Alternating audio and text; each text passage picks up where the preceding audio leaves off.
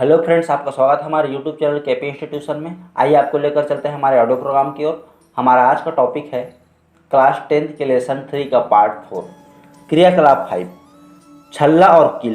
तार का एक ऐसा छल्ला बनाइए जिसमें से कील का सिर आसानी से निकल पाए। अब कील के सिरे को मोमबत्ती से गर्म करें। क्या आप अब तार के छल्ले को कील के सिर पर से निकाल पाते हैं? आपस में चर्चा करें कि ऐसा क्यों होता होगा। द्रव पदार्थ में ऊष्मीय प्रसार। आप जानते हैं कि द्रव को अपना कोई आकार नहीं होता। द्रवों को जिस बर्तन में रख दिया जाता है वे उसी का आकार ले लेते हैं। जब हम किसी द्रव को बर्तन में भरकर गर्म करते हैं तो पहले बर्तन का प्रसार होता है, फिर द्रव का। अतः आयतन प्रसार दो प्रकार के होते हैं, पहला आभासी प्रसार, दूसरा वास्तविक प्रसार। आइए हम द्रवों के प्रसार को नीचे दिए गए क्रियाकलाप द्वारा समझते हैं। क्रियाकलाप 6, कांच का एक फ्लास्क लें, इसमें एक पतली और पारदर्शी नली लगा दें। पूरे फ्लास्क में ऊपर तक द्रव भर दें और फ्लास्क का मुंह कार के द्वारा बंद कर दें। मानो शुरुआत में द्रव का तल ए तक है। जब फ्लास्क को गर्म किया जाता है तो द्रव का तल पहले ए से बी तक गिरता है और फिर बी से सी तक बढ़ता है, जैसा कि चित्र में दर्शाया गया है। क्या आप बता सकते हैं कि ऐसा क्यों होता है? गर्म करने पर सबसे पहले ऊष्मा फ्लास्क को मिलती है, जिस कारण फ्लास्क फैल जाता है और पानी का स्तर नीचे गिर जाता है। इसके बाद ऊष्मा द्रव को मिलती है और वह फैलने लगता है, जिस कारण द्रव का तल ऊपर उठता है। तलों ए बी सी का मान नोट कर लें। अब हम देख सकते हैं कि द्रव का आभासी प्रसार तो ए से सी तक ही है, लेकिन वास्तविक प्रसार बी से सी तक है। ए से बी तक फ्लास्क का प्रसार है। द्रव के आभासी प्रसार में बर्तन के प्रसार को नज़रअंदाज कर दिया जाता है, लेकिन वास्तविक प्रसार में बर्तन के प्रसार को भी ध्यान में रखा जाता है।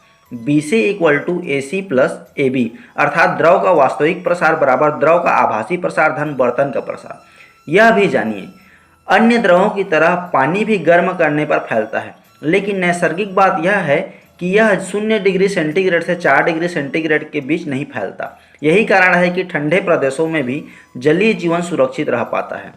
पानी के ऊपरी सतह का ताप यदि 0 डिग्री सेंटीग्रेड से कम भी हो, तब भी तालाबों के नीचे के तल का ताप 4 डिग्री सेंटीग्रेड रहता है, जिस कारण जल जीवन को कोई हानि नहीं पहुंचती। गैसों में ऊष्मीय प्रसार। गर्म करने पर गैसों का प्रसार ठोसों व द्रवों की तुलना में अधिक होता है। गैसों में भी द्रवों की ही तरह केवल आयतन प्रसार संभव है। ये प्रसार दो प्रकार का होता है।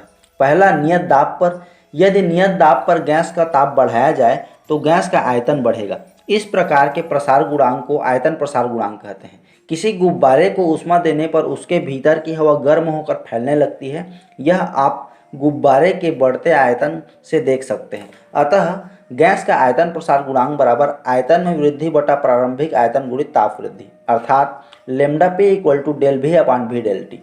दूसरा, नियत आयतन पर। जब नियत आयतन पर गैस का ताप बढ़ाया जाए तो गैस का दाब बढ़ता रहता है। इस प्रकार के प्रसार गुणांक को दाब प्रसार गुणांक कहते हैं। जैसा कि आपने कुकर में देखा होगा, गर्म करने पर कुकर की सीटी बजती है और सीटी में से भाप निकलती है। यह इसलिए होता है क्योंकि नियत आयतन पर कुकर के अंदर दाब बढ़ता जाता है।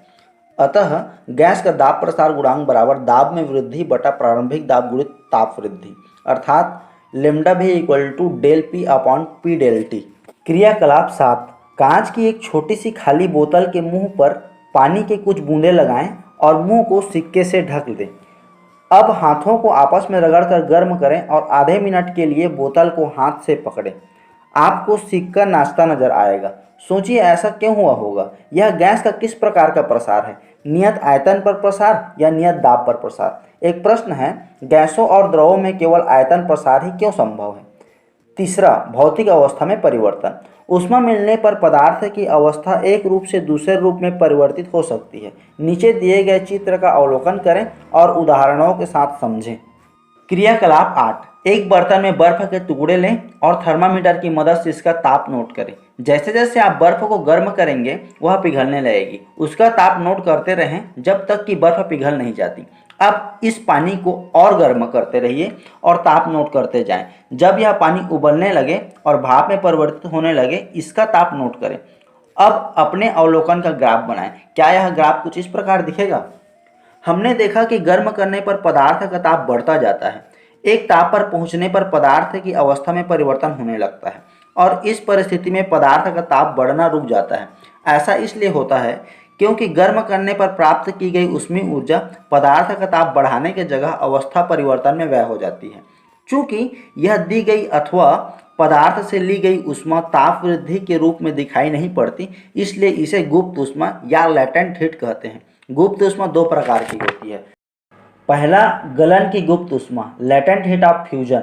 जब एकांक द्रव्यमान के पदार्थ को ऊष्मा देने पर वह ठोस अवस्था से द्रव अवस्था में बदल जाता है, तब इस प्रक्रिया में दी गई ऊष्मा की मात्रा गलन की गुप्त ऊष्मा कहलाती है। गुप्त ऊष्मा को एल से प्रदर्शित करते हैं। इसका मात्रक कैलोरी प्रति ग्राम या किलो कैलोरी प्रति किलोग्राम है।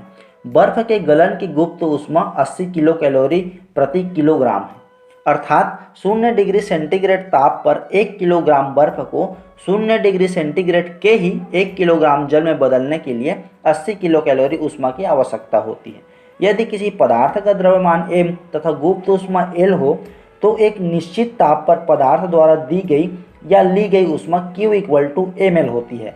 द्रव से ठोस में बदलने के लिए समान मात्रा में ऊष्मा पदार्थ से ली जाती है।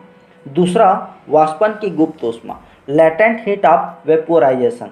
एकांक द्रव्यमान के द्रव को उसके क्वथनांक पर पूरी तरह गैस में परिवर्तित करने के लिए लगने वाली ऊष्मा को वाष्पन की गुप्त ऊष्मा कहते हैं। इस गुप्त ऊष्मा को भी एल से प्रदर्शित करते हैं।